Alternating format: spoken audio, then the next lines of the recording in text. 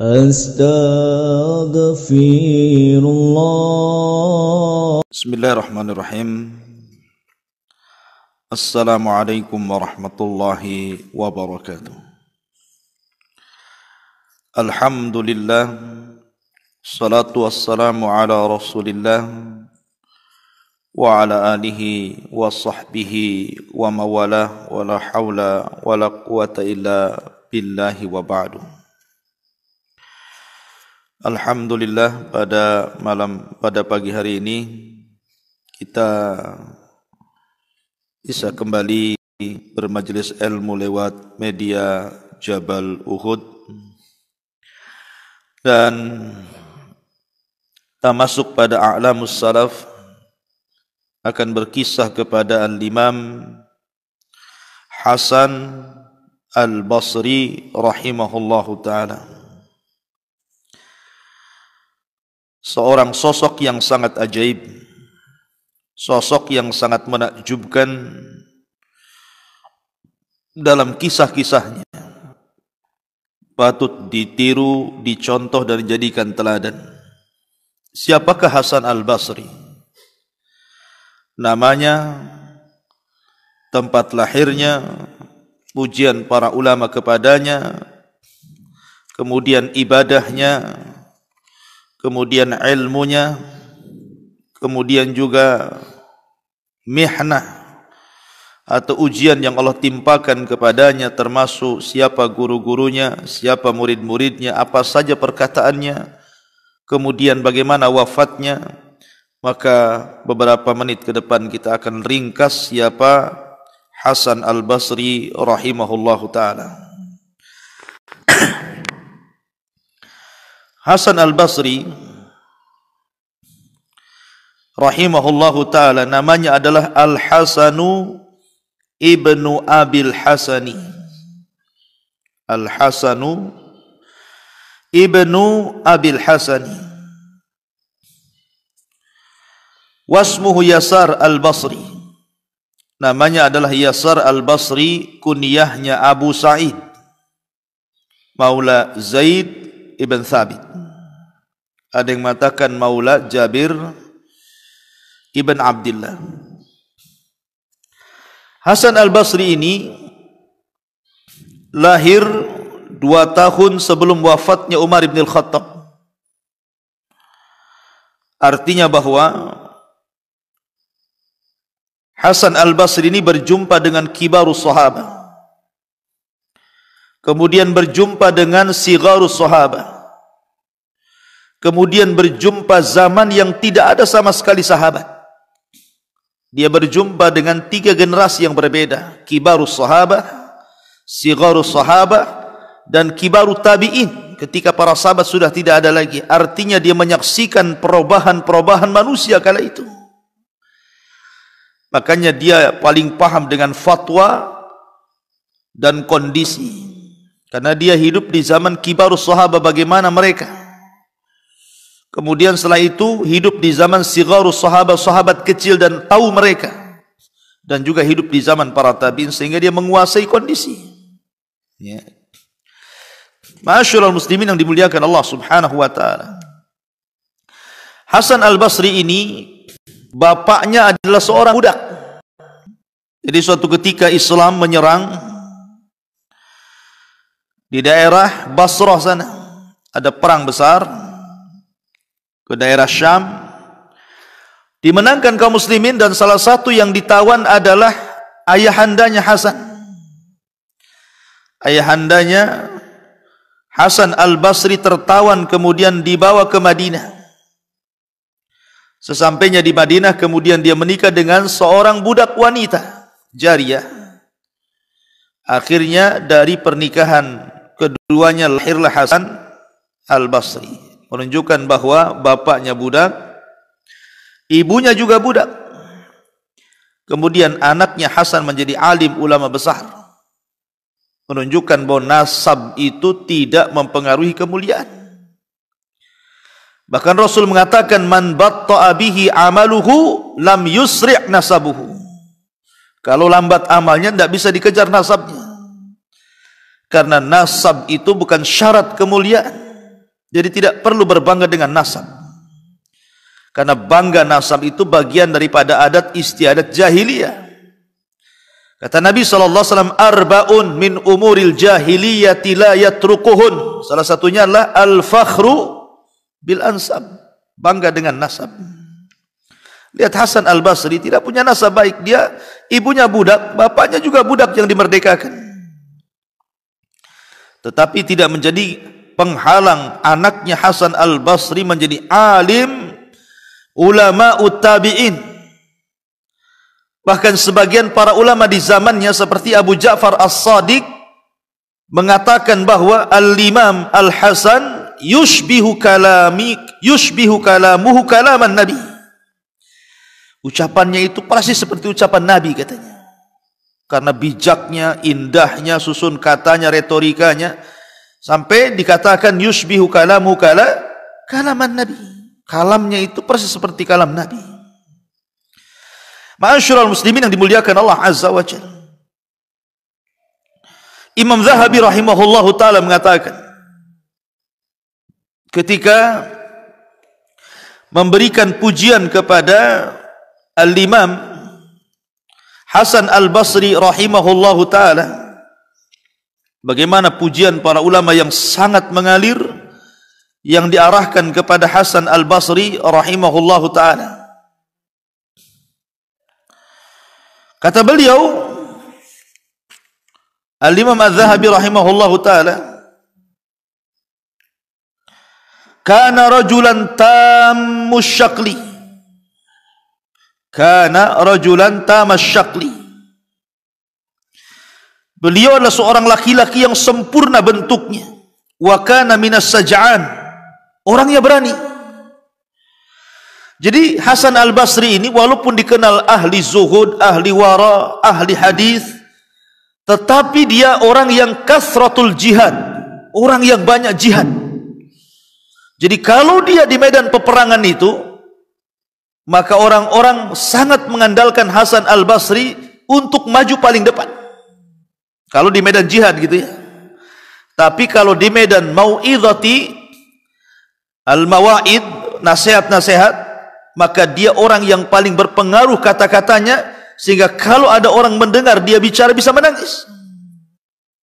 Jadi luar biasa Hasan al-Basri rahimahullahu ta'ala ini. Lah Hasan al-Basri rahimahullahu ta'ala, ibunya disebut dengan al-khairiyah. Ibunya disebut al-khairiyah.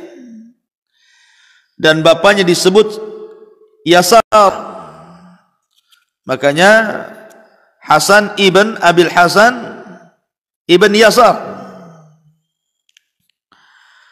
Ma'asyiral muslimin yang dimuliakan Allah Azza wa Jalla, karena apa namanya Al-Khairiyah ini, ibunya Hasan ini kan salah satu budak yang membantu di rumah salah satu istri Nabi, namanya Ummu Salamah. Jadi ibunya Hasan itu dulunya pembantu dari Ummu Salamah. Sehingga ketika kemudian dia hamil dan melahirkan di rumah Ummu Salamah, terkadang Hasan ini menangis sementara ibunya nggak ada, sibuk kerja. Terkadang Ummu Salamah kasihan. Kemudian kasihan akhirnya diambilnya kemudian disusuinya. Menunjukkan apa? Bahwa Hasan al-Basri itu juga adalah anak susuan dari istri Nabi SAW, Ummu Salamah. Luar biasa ya. Makanya dikatakan para ulama, air susunya adalah air susu syarif yang mulia. Kenapa? Karena disusui oleh salah satu istri Nabi SAW, Ummu Salamah. Ma'asyiral muslimin yang dimuliakan Allah Subhanahu wa ta'ala. La Hasan al-Basri rahimahullahu ta'ala, setelah kemudian dia besar dan menjadi ulama, dia pun sebagaimana ulama yang lain rihlah. Rihlah kemana? Rihlah ke Basrah. Kemudian dia belajar kepada para ulama Basrah, kepada para sahabat yang ada di Basrah, kepada para kibarut tabi'in yang ada di Basrah. Akhirnya belakangan kemudian dia pun berjihad melakukan futuhat dengan kaum muslimin yang lainnya. Akhirnya kemudian diangkat menjadi qadi di Basrah. Menjadi qadi di Basrah ketika sampai di kota Basrah ini. Ma'asyiral muslimin yang dimuliakan Allah Subhanahu wa taala. Ketika dia hidup di zaman Abdul Malik ibn Marwan, kita tahu bahwa salah satu gubernur Irak yang dipilih oleh Abdul Malik ibn Marwan adalah orang yang paling jahat, orang yang paling zalim, namanya Hajjaj ibn Yusuf. Hajjaj ibn Yusuf, ikhwan, ribuan jiwa sudah dipenggal dia. Memang zalim luar biasa. Dia suka menumpahkan darah Hajjaj ibn Yusuf itu. Karena bukan hanya tabi'in, seorang sahabat dibunuh dia. Ingat kisah kekejaman Hajjaj ibn Yusuf ini luar biasa. Sehingga orang-orang memandang, sebagian orang memandang sinis kepada Hajjaj ibn Yusuf ini. Ketika ada seorang laki-laki bertanya kepada Hasan al-Basri tentang mauqif dia tentang Hajjaj ibn Yusuf. Wahai Hasan, wahai Imam, bagaimana pendapatmu tentang Hajjaj ibn Yusuf itu? Kemudian Hasan al-Basri mengatakan, lalu bagaimana pendapatmu dibalik kata-katanya? Kemudian orang ini mengatakan, uqsimu billah innahu min ahli nar. Aku bersumpah kepada Allah, Hajjaj itu termasuk penduduk neraka, katanya. saking zalimnya menurut dia. Kenapa? Karena sudah banyak penggal kepala orang. Bukan hanya tabi'in, sahabat pun dipenggal dia, Hajjaj ibn Yusuf itu. Makanya dia sampai bersumpah di hadapan Hasan al-Basri, uqsimu billahi innahu min ahli nar, katanya. Saya bersumpah kepada Allah, Hajjaj itu termasuk penduduk neraka. Lalu bagaimana pendapatmu, wahai Imam? Maksudnya Hasan al-Basri. Lihat, Hasan al-Basri berfatwa dengan ilmu, bukan berfatwa dengan kejahilan. Dia mengatakan, laqad kana al-Hajjaj fasidan fasiqan. Iya, memang Hajjaj itu orangnya rusak, orangnya fasik. Walakin rahmatullah wasi'at kulla syai'in. Tapi ingat bahwa rahmat Allah itu wasi'at kulla syai', mencakup segala sesuatu. Kita tidak bisa mengatakan orang itu ahli nar atau ahli jannah kecuali man syahida lahu bil jannati wan nar, kan gitu. Itu kaidah ahli sunnah. Kita tidak boleh memvonis si fulan masuk surga, si fulan masuk neraka kalau orangnya masih hidup. Kecuali memang dia disaksikan oleh Allah dan Rasulnya, si fulan masuk surga, seperti al-asyaratu al-mubassiruna bil jannah. Atau orang-orang yang divonis masuk neraka seperti Abu Lahab dan yang lainnya. Tapi kalau tidak ada vonis surga dan neraka, maka ahli sunnah mengatakan dilarang memvonis si fulan min ahlil jannah atau min ahli nar illa man syahida lahu bil jannati wan nar. Makanya dia mengatakan walakin rahmatullah wasi'at kulla syai'. Ya, memang Hajjaj itu rusak, Hajjaj itu fasik, akan tapi rahmat Allah itu luas, mencakup segala sesuatu. Bisa saja di akhir hayatnya dia tobat. Karena dalam kebengisan Hajjaj itu orangnya tidak pernah korupsi. Coba bayangkan, kalau dia mau korupsi, kaya dia. Tapi Hajjaj itu baik kepada ahlul Quran, karena dia hafal Quran. Hafal Quran yang suka menumpahkan darah itulah Hajjaj ibn Yusuf itu. Gitu. Dia hafal Quran, cinta dengan Quran. Bahkan orang yang hafal Quran itu disumbang dia, tapi dia suka menumpahkan darah. Dan dia tidak suka korupsi, dia mati miskin. Ya. Ma'asyiral muslimin yang dimuliakan, jadi ada sisi baiknya. Suatu ketika, subhanallah, ketika Hajjaj ibn Yusuf mendengar ada beberapa para ulama desas-desus pembantaian, pembangkangan terhadap penguasa Abdul Malik ibn Marwan. Kan ulama banyak yang meninggal tuh. Nampak saja ada ulama yang bangkang pemerintah, penggal semuanya. Tak kisah dia siapa. Lah rupanya Hasan al-Basri ini salah satu ulama yang terfitnah dengan adanya desas-desus itu. Dipanggil.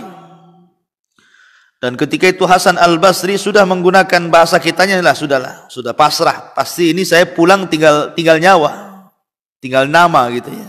sudah nggak ada nyawa lagi. Tapi Hasan Al-Basri pembenaran. Ketika dipanggil oleh Hajjaj ibn Yusuf, maka dia melangkah dengan tenang. Subhanallah. Ya. Allah lindungi dia. Ketika sampai saja, padahal Hajjaj sudah bersumpah akan membunuh Hasan Al-Basri. Tapi ketika sampai di majlis, rupanya Hasan itu punya pamor, haibah, mungkin bahasa kita ini punya karismatik yang luar biasa. Nampak saja itu sudah wah gitu kan. Akhirnya apa? Berikan jalan kepada Aba Sa'id, berikan jalan kepada Aba Sa'id. Kemudian terjadilah dialog di situ. Salah satu nasihat Hasan Al-Basri kepada Hajjaj, ya Hajjaj, kam kana bainaka wa baina Adam minal ad. Wahai Hajjaj, berapa banyak jarak antara dirimu ke Adam yang telah lewati dari nenek dan buyut kamu itu berapa jumlahnya? Maka Hajjaj mengatakan, la adri, saya tidak tahu. La adri, tidak tahu. Hum matu, mereka sudah mati semua, saya tidak tahu. Maka katanya, Hasan Al-Basri mengatakan, idzan fa'tabir bihim. Kalau kamu tidak tahu jumlah berapa kakek buyutmu dari semenjak zaman kamu sampai Adam alaihi salatu wasalam, dan kau katakan mereka sudah mati, maka ambillah pelajaran dari kematian itu, bahwa engkau juga akan mati. Maksudnya jangan, sudah hentikan, jangan suka menumpahkan darah. Kau akan mati dan akan dipertanggungjawabkan di hadapan Allah. Hajjaj hanya, bahasa kita terangguk-angguk saja gini. Akhirnya karena banyak sekali nasihat-nasihat yang didapat oleh Hasan Al-Basri, dari Hasan Al-Basri kepada Hajjaj ini, akhirnya lembut pula Hajjaj ini hatinya. Kemudian akhirnya Hasan pun keluar dengan selamat. Dan ketika itulah maka Hajjaj sangat suka dengan Hasan Al-Basri. Karena Hasan Al-Basri itu tidak pernah ikut cawe-cawe berpolitik sebenarnya. Dia murni ulama, thalabatul ilmi, belajar, mengajarkan ilmu, dia tidak peduli dengan politik. Kenapa pula dikait-kaitkan dengan pemberontakan? Justru dia yang paling keras melarang pemberontakan ketika beberapa ulama di zamannya itu menginginkan pemberontakan, karena ada sebagian orang yang kemudian cenderung kepada Abdullah ibn Zubair. Karena ketika itu kan ada dua kekuasaan. Di Hijaz, Madinah dikuasai oleh Abdullah bin Zubair, sementara di Syam dikuasai oleh Abdul Malik ibn Marwan. Jadi ada dua kekuasaan di zaman itu. Jadi ada yang pro Abdullah bin Zubair, ada pro Abdul Malik ibn Marwan masalahnya. Sehingga banyak gesekan perpolitikan di zaman itu. Tetapi Hasan Al-Basri tidak terpengaruh dengan perpolitikan itu. Ma'asyiral muslimin yang dimuliakan Allah Azza wa Jalla, di antara manakibnya, suatu ketika datang 3 orang menemui Hasan Al-Basri rahimahullahu ta'ala dan mengatakan, ya Hasan, kami sudah menikah lama tapi tak kunjung dikaruniai anak. Yang satu mengatakan, ya Hasan, kami sudah berusaha untuk mencari rizki tapi tak kunjung kaya. Yang satunya mengatakan, ya Hasan, desa kami paceklik, kering, kelontang, tidak ada hujan sudah lama.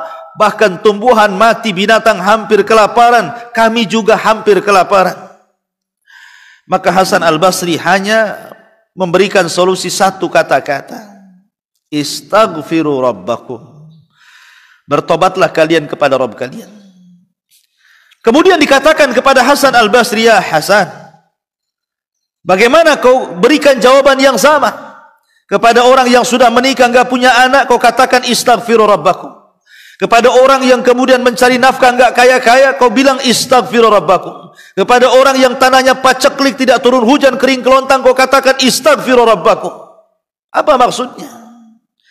Maka Hasan Al-Basri kemudian membacakan ayat Al-Quran, faqul tustaghfiru rabbakum innahu kana ghaffara yursilis sama alaikum midrara wa yumdidkum bi amwalin wa banin wa yaj'al lakum jannatin wa yaj'al lakum anhara.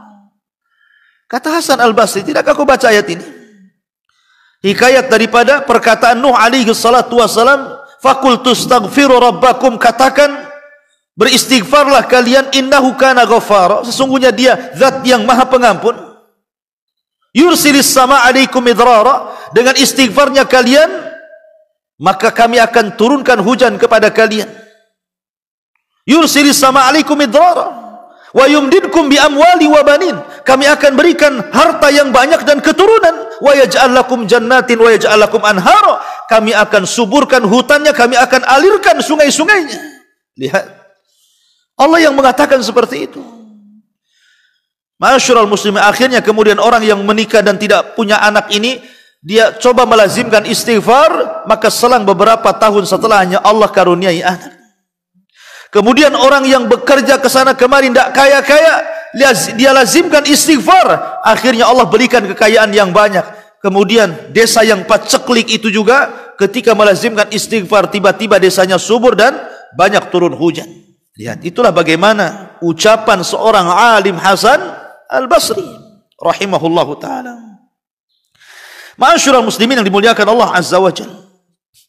Bahkan di antara kata-kata hikmah beliau adalah, suatu ketika datang kepada Hasan Al-Basri seorang laki-laki berkata, "Ya Aba Sa'id, ma sirru zuhdika fid dunya?" Wahai Aba Sa'id, rahasia zuhudmu di dunia itu apa?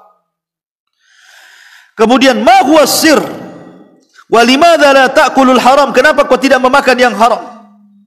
"Wala tangduru ilal haram?" Kenapa kau tidak melihat yang haram? "Wala ta'kulu huquqal akharin?" Kenapa kau tidak memakan hak-hak orang lain? "Wala tata'ammal bil ghishi war riba?" Kenapa engkau menjauhi dusta dan riba? La takdzib, tidak dusta. Wa ma huwa sir? Jelaskan apa rahasianya. Wa limadza ta'mal bi amanatin wa ikhlasin? Kenapa kau selalu menjaga amanah, menjaga ikhlas? Radin bima qasamahu Allahu lak. Kau redha dengan apa yang Allah berikan kepadamu. Masirru, apa rahasiamu? Ya. Orang ini bertanya tentang kehidupan Hasan Al-Basri. Soal zuhud, kenapa tidak memakan yang haram? Kenapa dia menjauhi dusta, menjauhi riba? Kenapa dia amanah, ikhlas dan redha? Kenapa? Apa hakikat zuhud itu? Dengarkan. Maka Hasan Al-Basri mengatakan 4 perkara. 1, alimtu anna rizki la ya'khuduhu ghairi fatma'anna qalbi. Aku tahu bahwa rizkiku tidak ada yang mengambil siapapun selainku. Itulah yang membuat hatiku tenang. Ngapain kita cari rizki yang haram? Oh, yang halal sudah ditakdirkan. Apakah kemudian kalau seandainya kita tidak segera mengambil dengan cara yang haram, kemudian rizki kita yang halal diambil orang? Tidak. Tidak ada malaikat pengantar rizki yang salah alamat. Tidak ada. Tidak ada yang salah alamat malaikat itu. Kenapa? Karena rizki itu sudah ditentukan. Makanya kalau orang bersabar pasti mendapatkan yang halal. Ketika tidak bersabar pasti mendapatkan yang haram. Saya contohkan. Di zaman Ali radhiyallahu an, ada pengemis datang ke rumah Ali. Kata Ali kepada pengemis, "Tunggu dulu ya, saya akan beri kau 400 dirham." 400 apa? Dirham. Dicarinya sama Ali, gak ketemu. Pengemis ini gak sabar, seolah-olah ditipu sama Ali. Akhirnya dia marah, diambilnya pelana kuda Ali, dibawa kabur. Setelah pengemis ini kabur, rupanya Ali datang membawa 400 dirham itu. 400 dirham itu kemudian pas keluar, rupanya pengemis sudah nggak ada. Yang ada pembantunya dan mengatakan, "Ya Amirul Mukminin, pelana kuda kita hilang, dicuri orang." Kata Ali, "Ini saya bawa 400 dirham. Tadi saya hendak memberikan kepada pengemis itu, tapi keburu pergi. Kalau engkau memang butuh pelana, nih saya kasih 400 ini, kau cari pelana di pasar sana." Berangkatlah pembantunya Ali ini. Sampainya di pasar ada orang jual pelana. Tawar, akhirnya dapat juga 400. Bawa pulang. Ketika Ali melihat pelana itu, dia takbir, Allahu Akbar. Ini kan pelana kita. Dari mana kau beli? Oh, dari si anu, sifatnya begini, tinggi, panjang, hitam, pesek, macam-macam dijelaskan. Akhirnya kata Ali, subhanallah, kalau dia bersabar, dia pasti mendapatkan yang halal. Karena tidak bersabar, dia mendapatkan yang haram. Karena orang yang jual pelana itu pengemis tadi. Lihat, ya kan? Maka inilah yang menjadikan tenang, kata Hasan Al-Basri, alimtu anna rizki la ya'khuduhu ghairi fatma'anna qalbi. Aku tahu rizkiku tidak diambil manusia yang lain, itulah yang membuat hatiku tenang. Yang kedua kata beliau, alimtu anna amali la yaqumu bi ghairi fastaghiltu bihi. Aku tahu bahwa amalanku tidak bisa digantikan orang lain, makanya aku menyibukkan diri beramal saleh. Ya, aku tahu amalanku itu tidak mungkin bisa digantikan orang lain. Tidak mungkin orang enggak bisa sholat. Tolonglah Ustaz Lutfi, gantikan saya sholat, kan enggak bisa. Ya. Orang enggak bisa puasa di bulan Ramadan, tolonglah gantikan puasa saya bayar nanti, kan gitu. Kan enggak bisa. Ya. Makanya Hasan Al-Basri mengatakan, alimtu anna amali la yaqumu bihi ghairi. Aku tahu bahwa amalanku tidak bisa diganti orang lain. Fastaghaltu bihi, makanya aku menyibukkan dengan amal saleh. Kemudian yang ketiga, wa alimtu anna Allah muttali'un alayya fastahyaitu an yurani ala maksiatin. Aku tahu bahwa Allah Subhanahu wa taala itu terus memandang diriku. Tidak ada sekejap mata pun kecuali Allah memandang diriku. Maka aku malu, Allah terus memperhatikan diriku, dan aku malu kalau aku sedang dilihat Allah sementara aku bermaksiat kepada Allah Subhanahu wa taala. Makanya aku menjauhi riba, menjauhi ghish, ya, menjauhi yang lainnya. Dan yang terakhir, alimtu annal mauta yantadiruni fa'adadtu zada liliqa'i rabbil alamin. Aku tahu bahwa kematianku senantiasa menungguku, kata Hasan Al-Basri. Maka aku persiapan bekal untuk berjumpa dengan Rabbku. Kata para ulama, man kathara liqa Allah fid dunya kathara liqa'ahu fil akhirah. Barang siapa yang lebih banyak berjumpa dengan Allah di dunia, maka Allah akan perbanyak berjumpa dengan dia di akhirat. Kapan itu? Perjumpaan kita adalah dalam salat. Allah mengatakan, innaha lakabiratun illa alal khasiin alladzina yadhunnuna annahum mulaquh. Ya kan? Salat itu berat bagi orang-orang kecuali yang khusyuk, orang-orang yang yakin akan berjumpa dengan Allah. Siapa yang banyak salat di dunia, maka dia akan banyak memandang Allah di sorga, kata para ulama. Inilah perkataan yang menarik dari Hasan Al-Basri rahimahullahu ta'ala. Ma'asyiral muslimin yang dimuliakan Allah Azza wa Jalla. Kemudian ibadahnya, Ibrahim ibn Isa mengatakan, ma ra'aitu ahadan atwalah hazanan minal Hasan. Aku tidak pernah melihat orang yang paling banyak sedihnya ketika ibadah dibandingkan Hasan. Kemudian juga dikatakan oleh Syuaib sahibu Tayalisah, ra'aitul Hasan yaqra'ul Qur'an fayabki hatta yatahaddara ad-dum'u ala lihyatihi. Aku melihat Hasan Al-Basri membaca Al-Quran dan menangis, dan aku melihat tangisannya selalu meleleh di janggutnya. Dan Yunus pun mengatakan, kanal Hasanu rajulan mahzunan. Dia adalah orang yang selalu sedih, selalu sedih. Walaupun demikian, kata Ibnu Sirin, sahibud dhahiki wal mizah. Walaupun demikian, dia suka tertawa dan suka bercanda. Jadi di satu sisi Hasan Al-Basri itu kalau ibadah dia menangis, tapi kalau dalam bermuamalah, berjumpa dengan orang, berjumpa dengan kawan, orang yang paling bercanda dan orang yang suka tertawa. Nggak apa-apa, masa Ustaz serius terus kan gitu. Kali-kali Ustaz ya perlu juga bercanda, tertawa, ya. Kalau Ustaz serius nanti stres deh. Ya. Jadi sekali-kali tertawa itu tidak ada masalah, jangan dicela. Masa Ustaz suka bercanda? Ya ini Hasan Al-Basri suka bercanda. Ya. Dia orang yang paling alim, yang alim dari kita saja suka bercanda, suka tertawa gitu. Masa kita nggak boleh tertawa bercanda kan gitu? Ma'asyiral muslimin yang dimuliakan Allah Azza wa Jalla. Adapun ilmunya, Imam Qatadah, semalam kita sudah sebutkan kisah Imam Qatadah ibn Di'amah. Dia salah satu muridnya Hasan Al-Basri, orangnya buta, rambutnya panjang. Katanya Qatadah, kanal Hasanu min a'lamin nasi bil halali wal haram. Hasan itu orang yang paling pakar dan yang paling tahu tentang halal dan haram. Bahkan Bakar ibn Abdullah Al-Muzani mengatakan, man sarrahu an yanzura ila afqahi man ra'ayna falyanzur ila al-Hasan. siapa yang ingin melihat orang yang paling cerdas di antara kami, lihatlah Hasan Al-Basri, katanya. Dan juga dikatakan oleh Khalid ibn Rabah, anna Anas bin Malik su'ila an mas'alatin. Suatu ketika Anas bin Malik ditanya tentang satu masalah, qala alaikum maulana al-Hasan. Tanya kepada Hasan, katanya. Lihat, Hasan ini bukan sahabat, Hasan ini tabi'in, ya. Tetapi ketika Anas bin Malik radhiyallahu an, sahabat Rasul, ditanya tentang masalah, kata Malik, tanya kepada mantan budak kami, Hasan. Qala, maka Anas mengatakan, inna sami'na wa sami'a wa hafidha wa nasina. Kami berdua, saya dengan Hasan, sami'na, sama-sama mendengar. Dia juga mendengar, tapi dia hafal, kami lupa. Lihat Anas bin Malik, dia orangnya cerdas, hafal, tapi kami lupa, katanya. Dan ini cukup rekomendasi dari Anas bin Malik, luar biasa ya. Dia sahabat Nabi masalahnya, gitu ya. Mengatakan seperti itu, dan dia seorang sahabat Nabi, berarti memang Hasan ini bukan kaleng-kaleng, apalagi kaleng kongguan, gitu ya.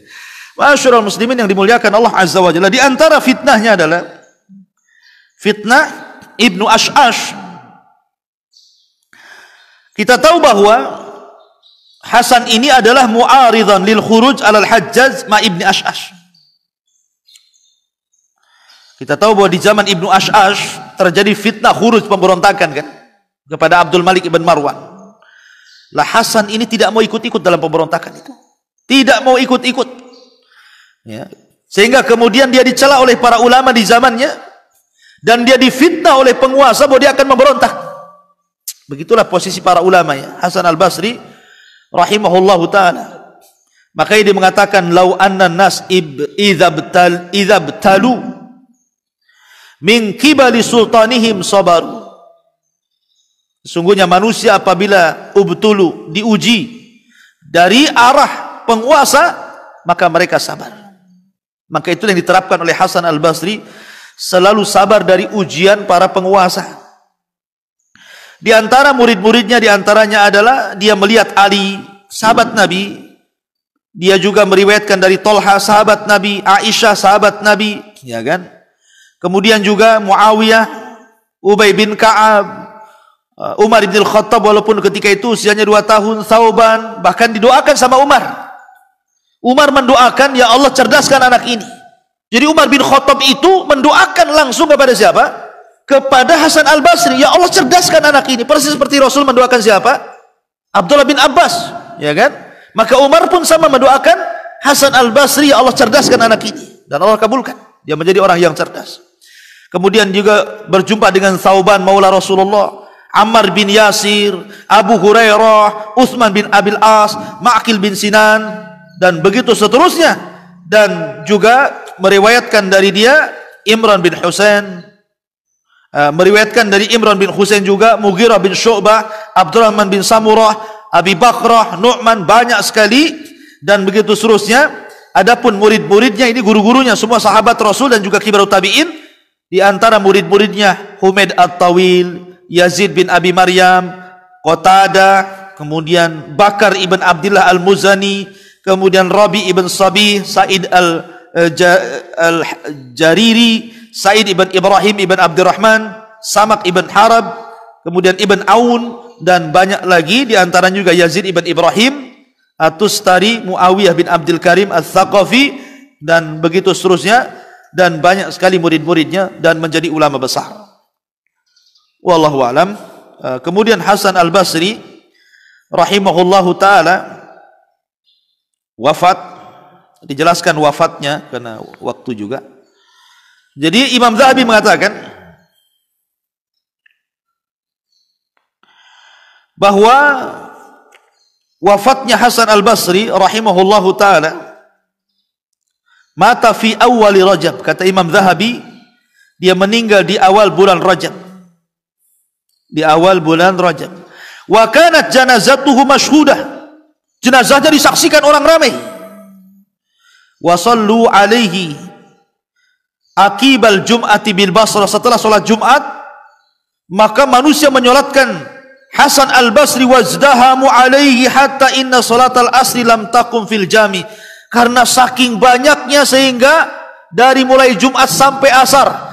Sampai asar mendekati maghrib lagi. Saking banyaknya orang menyolati sampai nggak ada sholat asar di situ. Gitu.